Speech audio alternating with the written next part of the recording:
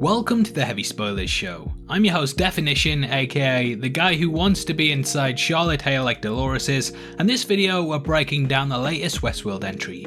With the penultimate episode right around the corner, things are really ramping up, and this season seems to be getting better and better with each edition. Throughout this video we're going to be breaking down the latest entry and giving our thoughts about what's going on in the show. There will of course be heavy spoilers, so if you haven't had a chance to check out episode 6 yet and don't want anything ruined, then I highly recommend that you turn off now. Make sure you subscribe to the channel because we do fan theories and breakdowns on the show week by week, and you don't want to miss any of the updates. With that out of the way, thank you for clicking this. Now let's get into our breakdown of Westworld.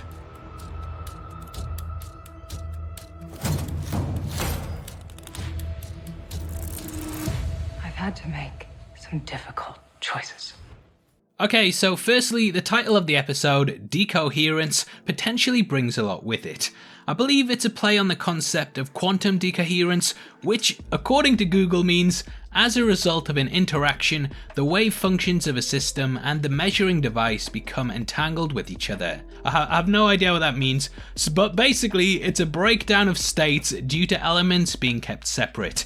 This likely refers to William, who, due to his isolation, begins to have a mental breakdown, but it could also refer to Hale and the fact that Dolores keeps splitting herself. She's spreading herself thin like butter being scraped over too much toast, and after the death of Connells, a similar thing happens to Hale, having been separated from the whole. In this episode, she actually diverges a lot from Dolores and showcases that different experiences can cause one to have a different outlook, even to oneself who has been through the exact same experiences beforehand. There's a lot of symbolism for her breaking free, or rather getting quantum decoherence, which we will talk about as we get further into the video. There's also a copy of Dolores that states her path has diverted from the one that is out in the world, and yeah, just a lot of things tie back to it. We begin with fields once more, and this has been a motif that has slowly been laced throughout Westworld. Serac of course experienced it last time with his brother after watching the destruction of Paris, and here Maeve is in the sublime. I'm starting to think that the fields are literally a reference to Gladiator, and though not necessarily heaven, they may depict a seemingly better life. After walking through the fields, Serac went on to have wealth and fortune, and Maeve here is reunited with her daughter in the afterlife. Both in a way are falsehoods, and Serac, though rich enough to buy Amazon, doesn't seem too happy. Mirroring this, Maeve will have to betray her own people to come back here, and Serac is almost blackmailing her with the reunion of her daughter to turn against the hosts. Her body is being reconstructed after being stabbed through the stomach, and from Serac she requests extra help. Later we see that there are hosts being printed that will become her allies, and shoutouts to Logan Lannister on Reddit for spotting that one of them had the same number as Clem, so yeah, she will be returning. Maeve is back in Warworld, and with God mode switch back on, she's relishing the power. Elsewhere is William, aka the Man in White. William is at Inner Journeys. This is a re-education centre, similar to the one that we saw Serac's brother placed in last week. Here the patients all seem to be questioning their lives, whether it's their purpose, reality, or William's favourite subject, existentialism. All those within are going through their own inner journeys of self-discovery. He riffs on the Agent Smith speech from The Matrix a bit, but I loved hearing him referring to humanity as maggots feasting upon a corpse. This signifies that he believes the world to be dead, and we will soon have used up all of the resources and be gone with it. He's not getting along with, well, anyone, even himself, and this episode is very much about confronting the death of his daughter and his inner demons. He's being seen by Dr. Lang, whose family are trying to contact her, probably due to the collapse of the world on the outside of the facility. And how much of a bad person she is, you're evil. You're the biggest villain in Westworld. Later in the scene, we learn that her life projection states that she will have an opioid addiction and lose custody of her children and will have multiple affairs with patients. So what is she doing working at Inner Journeys? Well, personally, I believe that Serac has deliberately chosen people to work there that are prone to break the law because he needs them to. We recently did a crazy theory breakdown video that discussed how Caleb might actually be Serac's brother, and we determined that the re-education in the Re-Education Center title was basically stripping people of their identity and holding them within a prison that reformatted them for society. Serac wants to remove the anomalies and strip them of their memories and so on, so that they can go back to civilization and not be a problem. I think this is why Caleb is experiencing flashbacks to a life he does not know, and why Dempsey said, "You did it." The people that would be required to run such a facility probably wouldn't have the best moral compass, and I think that's why Lang is in such a position of power.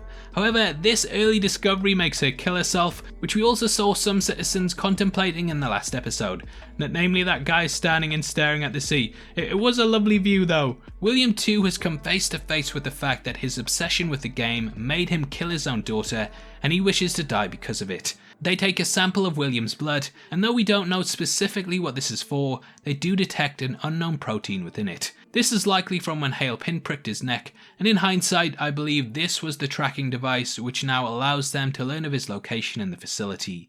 William gets the implant drilled into his mouth, which is a device that the majority of citizens now wear. We are yet to learn the purpose of this fully, but they bring attention to it every week, and it is possible that this is used to track people's whereabouts should they leave the facility. Caleb had one on and it was disabled, which could be how his movements with Dolores are going undetected should he be related to Serac. Okay, I'll stop with that now. I know it's probably not true, but let me dream. Anyway, we finally get some time with Hale, who is escorting her son through San Francisco. She passes people in an alleyway, spray painting a maze onto a wall, and this is of course a nod to the maze from the park. The people have woken up and discovered that they are all part of loops, and I believe this symbolises their rebellion and self-awareness. In Hale's ex's apartment, we see a circle painting on the wall. This is similar to the one that was hanging up in Serac's room, and could showcase just how much Rehoboam is built into society. She sees that Jake has locked up his profile, as he did wish to know what happened between them. However, he decided that it was up to them and not a machine. This is clearly felt deeply by Hale, and the subtext of this scene could be that Hale feels Dolores is the machine controlling her. This is cemented by the removal of her bracelet later in the episode, which shows that she is being unshackled from her chains. The statue in her office is also just one person. When she met with Dolores in the hotel room, we saw one of two people being torn apart, which was a metaphor for Dolores' personality being split in two. With the one in the office just being one, I think it does show her evolution, and that she will now be fully operating of her own accord. Hale meets with a board member who wished for privatization of the company, and Serac's thugs kill him and give her a direct line to the character. He is 2 hours away from acquiring Delos, and Dolores needs Hale to get the host-making data before this takes place.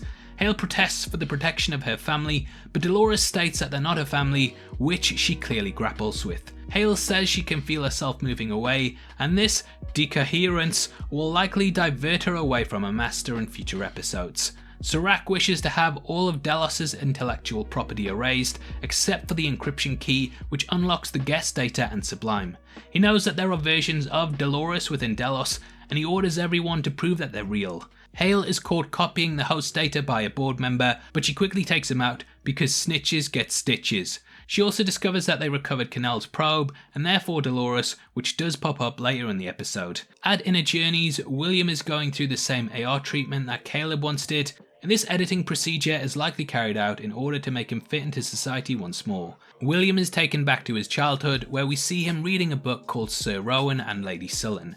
This book doesn't actually exist, but it's clearly riffing on Arthurian works. The Lady of Shalott is now the Lady of Sullen, Sir Kay is now King Kay, and Sir Roland is now Sir Rowan. I've probably butchered all their names, but I believe this taking of the past and twisting it slightly is a comment on Westworld itself, in which elements of history, such as the Wild West, were taken and repurposed. This is likely where William's obsession with revisiting fantastical plays on history likely stemmed from, but before we can learn more on this, he breaks out of it and is seemingly sent to bed. However, a big twist comes when we learn that William is already within an AR simulation, and this is hinted at by the return of Major Craddock, who plays an orderly. Within his group therapy session, he comes face to face with key versions of himself from his past and James Delos. On this inner journey, he tackles with the aspects of his personality that put him in this position. I'm glad we got Jimmy Simpson returning, and William revisits his suppressed memories. We discover that William's father was a drunk, and whilst it initially seemed that this is what caused William to be the way that he is, eventually we learn that it's William that caused his father to be a drunk. I love the use of the phrase, "if you can't tell, does it matter?" and this is a callback to Angela, who said the same thing to him during his first visit to Westworld. It's also what William said to the copy of James Delos in Season 2, and yeah, I do appreciate its appearance here. Maeve leaves a pile of bodies in Warworld, and Lee Sizemore arrives to see what's going on. She's killing time and hosts whilst her body is reprinted and then moved back to Delos. She too brings Hector back and goes to interview the replica of Dolores in the same room where Dolores interviewed Bernard. It's kinda hinting at their coming battle, and they both decide that they will have to fight one another in order to achieve their goals. Now Maeve believes that the key to the Sublime is in Dolores' head, but I actually think that it's in Bernard's. When we saw Bernard's pearl in episode 3, it was laced with red colouring, and also Connells told him that he was irreplaceable. There is a reason why Bernard was the only other host that Dolores took out, and I believe this is because he's actually the key here. In the board, Serac reveals that he knows Hale is Dolores due to her actually checking in on her son. Sheesh, what a deadbeat mum. Serac says Dolores' own catchphrase, "These violent delights have violent ends," and we watch the hosts from Westworld burned up, which I can't show because of titties. Hale unleashes a gas canister which knocks the board out, and it turns out that Serac was just a hologram.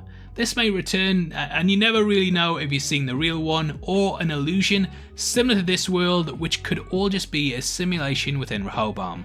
I'll stop with that theory now. Hale gets away, she kicks butt and destroys Hector's pearl. We also see other pearls, one of which is Clem, but the others we don't know. There is a lot of potential for it to be Teddy, and James Marsden has hinted that he will be back, but I guess we will see. Dolores' plan was seemingly always to take out Maeve's allies through Hale, and she goes to destroy Maeve. However, she's stopped by guards just before doing so, and Hale takes Dolores' pearl. Just before she's captured, the big mech from episode 3 rescues her, and it's an awesome action scene. I love when Westworld pulls things out of the bag like this, and though the CGI does look a bit iffy at some points, it's awesome seeing the Hulkbuster take guards out like they're nothing. Elsewhere, William is killing the other versions of himself, and we see him going WWE on poor Jimmy. William, now free from his past, concludes that he is the good guy in all this, and it seems like he will be playing a big part in what's to come. Maeve's body is finally created, and I loved seeing this scene, especially the eyebrow bit, because they're on fleek. Hale manages to make it back to her family, but they're blown up by one of Serac's men. However, Hale manages to climb out of the wreck, looking like Anakin from Revenge of the Sith, and a single tear rolls down her face as she stares at the wreckage. This means war. Now going forward, next week's episode looks like it has a lot going on. In the preview, we see a satellite launch something, which could either be a missile or a probe. Caleb's backstory can also be seen, and we learn that he was taking memory suppressants to hide from his past. We also see that Bernard and Stubbs have arrived at Inner Journeys to get William. Now, how they managed to get there, we don't know, but I believe that Stubbs is working for Serac and would therefore know the location. This explains how he was able to sneak into Insight last week and save Bernard, and Serac did say that he had other moles, so this makes a lot of sense. Caleb is seemingly going to get his memory restored, and yeah, we'll hopefully find out that he's Serac's brother. Please, please, let one of my theories be right, please. Now obviously I'd love to hear your thoughts on the episode and what your predictions for the future are. Comment below and let us know, and if you enjoyed this video then please drop a thumbs up and make sure you check out our breakdown of the series so far. We go through each episode week by week and also discuss some of the craziest theories that you might have heard on the show. If you want to support the channel from as little as 99 cents a month then please click the join button below. We massively appreciate you, and as a thank you get access to content early. If you want to come chat to us after the show, either follow us at DefinitionYT or click the Discord link in the description below. Every month we give away free movies to people who are subscribed to the channel, and this month you can win the Marvel Phase 3 Part 1 box set, and all you have to do is comment on a video and make sure you sub with notifications on. The more videos you comment on, the more you have a chance of winning, so make sure you get involved. The winner is going to be chosen at random on the 15th of May, and this set will be shipped out from then to whoever gets the prize, so best of luck to everyone who takes part. This is a channel for people who are never missing television, so if that's the kind of thing you like, you need to subscribe to Definition. Thanks again for taking the time to watch this. You've been the best, and I'll see you next time. Take care. Peace.